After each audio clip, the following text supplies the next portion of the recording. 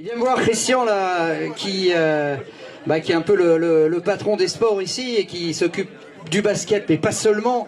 Est-ce que tu peux me parler un peu des engagements de la ville par rapport aux Jeux Olympiques qui, comme chacun le sait, se dérouleront en 2024 et qui doivent surtout, parce qu'on va passer une fête formidable pendant 15 jours, ok, mais ce qui sera important, Christian, ce sera l'héritage. Donc est-ce que Gravelines est dans le bon tempo par rapport à la terre de jeu, bien sûr, d'une part, et par rapport à l'héritage? Ça, c'est une question un peu dure. Non, mais merci.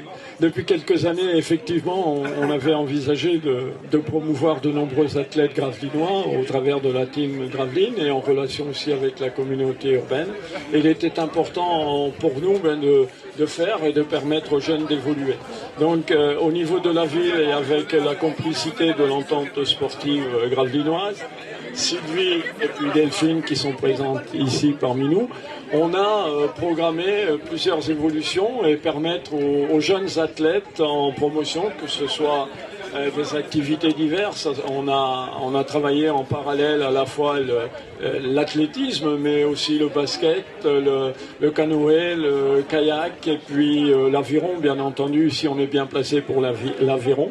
En relation avec la communauté urbaine, on a développé aussi le tir, enfin toutes les opportunités que l'on a. Et puis jusqu'en 2024, à raison de 200 jours, eh bien, tous les 100 jours, il y a une évolution qui se fait, il y a des nouvelles animations qui se font et qui se feront encore autour de la projection de ces futurs Jeux Olympiques. Et la ville de Gravelines adhère à tout. Adhère à tout pour la jeunesse et pour la team. Alors, Christian, je sais qu'il y aura une journée de l'Olympisme, hein. Ce sera le 23 juin. Alors, il y aura des défis, c'est ça? Des défis à l'occasion de cette journée? Ça, c'est Sylvie qui nous a pondu un truc pas possible. Alors, on est en 2024 et elle voudrait qu'on parcourt 2024 kilomètres. Ensuite, on parle bien sûr des Jeux Olympiques et il y a également les Jeux Paralympiques pour lesquels aussi nous faisons beaucoup pour leur permettre d'évoluer et en relation encore avec l'entente sportive. Et puis la communauté urbaine, je ne veux pas l'oublier parce qu'elle donne aussi les moyens à tous ces jeunes de pouvoir participer dans un temps relativement proche à des progressions qui leur permettraient de participer aux Jeux Olympiques, tout au moins de préparer la qualification, et ça c'est important. Autre chose, on est ici sur une terre de jeu, donc voilà, il n'y a pas que Paris, hein, toute la France est associée, Gravelines fait sa part avec ce label terre de jeu. Dans quelle discipline? Ici, particulièrement l'aviron, qui est très développé, et puis le tir, je vous l'ai dit tout à l'heure, également le cyclisme. Le cyclisme, nous n'avons pas de cyclistes ici. Ah. Les relations avec les cyclistes, gérées d'ailleurs par notre champion olympique, bon, j'ai oublié le nom. Le cyclisme? Lyonnais, pardon, excusez-moi. Et il est important que nos relations continuent d'évoluer dans ce sens. Les bénévoles, on sait qu'en France, sans bénévoles, il n'y a pas de sport. Donc, est-ce que ces bénévoles vont être mis en valeur à l'occasion de ces Jeux et de ce label Terre de Jeux? Bien entendu, alors il y a une volonté de notre part de promouvoir et de permettre à des bénévoles de s'inscrire auprès de l'entente sportive pour pouvoir assister et participer à du travail, ou je ne sais pas si on peut appeler ça du travail, mais au moins du bénévolat autour des Jeux Olympiques qui se dérouleront à Paris. En tout cas, je voulais moi en profiter pour tous les remercier, là, les hommes et les femmes au maillot rouge. Merci aux bénévoles qui nous ont permis de vivre ce meeting et sachez, je le dis sans forfanterie, sachez que sans vous, eh ben, il n'y a pas de sport en France, tout simplement. Donc les bénévoles, il faut vraiment les respecter. Christian, je sais que tu les respectes beaucoup, donc de ce côté-là, il n'y a pas de souci, mais c'est bien aussi de leur rendre hommage. Et enfin, tu parlais de la communauté urbaine de Dunkerque. Est-ce qu'il y a des actions communes qui vont être menées avec la ville de Gravelines? Oui, mais avec l'ensemble des villes de la communauté. Il y a une volonté réellement communautaire pour qu'il y ait des projections olympiques dans toutes les villes de la communauté urbaine. Et voilà, et j'espère qu'on réussira parce que c'est pas une mince affaire. On a déjà obtenu des drapeaux, on a obtenu des flyers, on a obtenu des bagages, mais maintenant il faut que ça se fasse au travers de l'ensemble de la communauté et ce sera un équilibre proactif. Exactement. Merci Christian en tout cas de toutes ces précisions. Il y a nos champions qui sont toujours là. Est-ce que... Oui Nathan, viens Nathan parce qu'il y a Kevin qui voudrait t'offrir ta bague qu'il a acheté. Oui, c'est Nathan Drilla, effectivement. Mais non, pas tout de suite, pour l'instant. Ah, ou Kevin Ismar. Mais ça tirait mieux d'ailleurs, Kevin Ismar. Hein, oui, ça tirait mieux. Hein.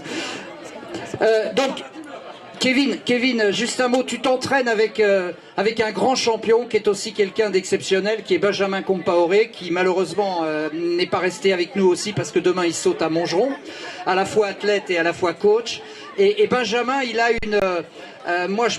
ce que je retiens, à part ses titres, à part ses performances, c'est le fait que systématiquement, dans tous les concours, à la fin du concours, il va saluer tous les bénévoles. C'est quelque chose qui, pour moi, a un véritable sens, j'imagine pour toi aussi. Ouais, c'est déjà quelque chose que je faisais avant de les rencontrer. J'ai eu la chance d'avoir un bon maître, Axel, je sais pas où il se cache. Axel, montre-toi s'il te plaît. Je sais pas où il est caché, mais... Il est où? Ah, mon maître. Non, c'est moi qui t'ai appelé pour te montrer à tout le monde. Regardez comment il est beau. Voilà. Si tu veux. Non, donc j'ai la chance d'avoir eu un bon maître qui m'a appris vraiment les mêmes choses en fait que Benjamin, que ce soit sur la tenue, on va dire, d'un concours. Maintenant, c'est vrai que sur un point de vue technique, même de l'entraînement en fait en tant que tel, voilà, c'est vrai qu'avec Benjamin, c'est une autre vision du triple saut. Donc c'est une vision, on va dire, professionnelle. On est passé d'amateur au professionnel, quoi. Alors ce qui est intéressant aujourd'hui pour tous ceux qui nous ont la gentillesse de rester là, c'est de savoir comment vous vivez Paris 2024, comment vous allez vous préparer pour Paris 2024. J'imagine qu'avoir les Jeux Olympiques à la maison lorsque l'on a votre âge, c'est un rêve absolu, donc vous n'avez pas le droit de laisser passer cette chance-là. Je ne dis pas que tout le monde sera au rendez-vous, mais au moins se donner les moyens. Alors c'est quoi se donner les moyens aujourd'hui pour postuler pour Paris 2024 ? Se donner les moyens, c'est déjà être dans le bon endroit, se sentir bien, s'entraîner correctement et surtout kiffer en fait. Voilà, j'ai de la chance d'avoir intégré l'INSEP cette année, j'ai pu rencontrer des gens comme ce magnifique Nathan Ismar Drilla. Et franchement, c'est un truc de fou quoi. Vraiment, pour moi, c'est kiffer. Quand on kiffe, on peut y arriver. Quentin, toi, t'es plus du genre introverti par rapport à cet extraverti là qui nous pollue le podium. J'ai pas peur de le dire. Qu'est-ce que je veux dire? Oui, Quentin, toi, comment tu perçois ça à l'intérieur de toi, cette option Paris 2024? Moi, j'y réfléchis pas vraiment. Je m'entraîne, je fais ce que je peux et si ça sort, ça sort. Parce que des fois, j'essaie de me mettre la pression, ça s'est jamais bien fini. Donc maintenant, je veux juste voir ce que ça donne et je verrai si j'y arrive, tant mieux. Sinon, j'aurais donné tout ce que je peux. Et ça aurait été quand même un bon voyage avec les monstres à ma droite et à ma gauche. En tout cas, c'est une source de motivation exceptionnelle. C'est une source de motivation exceptionnelle. Oui, forcément. Que ce soit juste toujours viser plus haut ou être en compétition avec les autres. Je m'amuse toujours en son hauteur, encore plus aujourd'hui. Je recommence à prendre des bonnes sensations. Donc là, je vais remonter vu comment ça part, je vais remonter en puissance. Donc j'espère rivaliser avec ceux au top du bilan. Et Nathan n'a qu'à bien se tenir. Tout à fait. Alors Nathan, aujourd'hui donc je l'ai dit, c'est un jour particulier. Tu viens de réaliser tout simplement la meilleure performance française de l'année. Forcément, c'est quelque chose qui doit te rendre encore plus ambitieux. C'est ambitieux quand même parce que c'est une montée en puissance que j'aurais dû avoir depuis un bon moment, ça vient maintenant. Mais je pense que ce qui m'a beaucoup aidé ici, c'est vraiment l'accueil que la famille Drilla a eu qui est là-bas et surtout Kevin qui a accepté de m'accueillir chez lui. Et franchement, je pense que sans lui, j'aurais pas pu avoir de bonnes sensations ici. Vous avez partagé la même chambre? J'aurais bien voulu, mais maman Drilla voulait pas. Du coup, je pense qu'elle a eu raison, sinon j'aurais pas fait de 24. Mais ce soir, la demande de mariage a été faite, qui sait ce qui se passera. Voilà, ce que je vais vous dire, c'est que ce sont des garçons qui ont la tête bien pleine et bien faite, qui sont qui sont capables de faire preuve d'humour, mais également de sérieux dans le travail, dans la préparation, et que... Comment? Non, c'était pas une blague. Bon, d'accord. En tout cas, moi j'ai envie d'appeler Alice Chivet, qui a gagné le concours de la longueur, qui est la régionale de l'étape aussi. Viens, Alice. Alice. Il y a une chanson comme ça d'Eddie Mitchell qui est magnifique. Tu connais pas Alice, Eddie Mitchell? Si, un petit peu, d'accord. Je me suis fait une copine. Alice, alors, toi, est-ce que tu rêves des jeux? Est-ce que c'est quelque chose qui va te donner encore plus d'abnégation pour te préparer? Bah, je pense que c'est un rêve pour tout le monde. Après, 2024, c'est peut-être un petit peu trop tôt quand même. Donc peut-être 2028 si j'arrive encore à progresser. Comment on arrive à s'accrocher, à ne rien lâcher, parce qu'on sait que l'athlétisme, enfin je pense tous ceux qui sont ici le savent, c'est un sport extrêmement exigeant, qui demande énormément d'entraînement et de temps en temps beaucoup de larmes aussi, parce que ça se passe pas toujours comme on voudrait. Comment on fait? Quel âge as-tu toi? J'ai 20 ans. Bon, alors quand on a 20 ans, on a peut-être envie de faire autre chose, quand on a envie de sortir, de faire la fête, on a envie de profiter de la vie, et l'athlétisme c'est quelque chose d'exigeant, on peut pas faire les deux à la fois, c'est compliqué. Ben, je profite quand même. Ben non, mais faut juste savoir bien faire les choses et être super organisé, je pense. Et après, tout ce qui est pour profiter à fond et tout, pour tout ça, il y a l'été, il y a entre les deux saisons, et c'est tout, on le veut. Tu suis des études aussi en parallèle? Ouais, d'ailleurs, j'ai fini mes partiels hier, et ça m'a fait super du bien de finir, et aujourd'hui, j'avais besoin de sauter pour bien décompresser. C'est quelles études que tu suis? Je suis en dernière année de licence TAPS. D'accord, donc prof de gym? Non, professeur des écoles. Professeur des écoles. C'est important de mener les deux carrières de front, et là aussi c'est un problème d'organisation?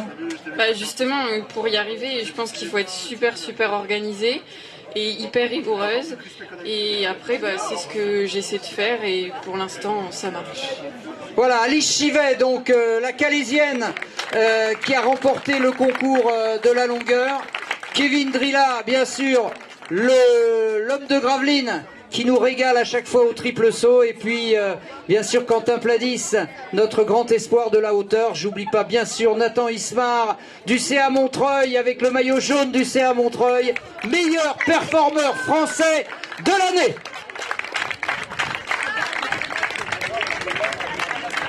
Si quelqu'un veut poser une question, ou je sais pas, mais par contre la seule question qu'on peut pas poser, c'est Kevin est pris maintenant. Kevin est pris, donc c'est pas la peine de... Non, c'est fini.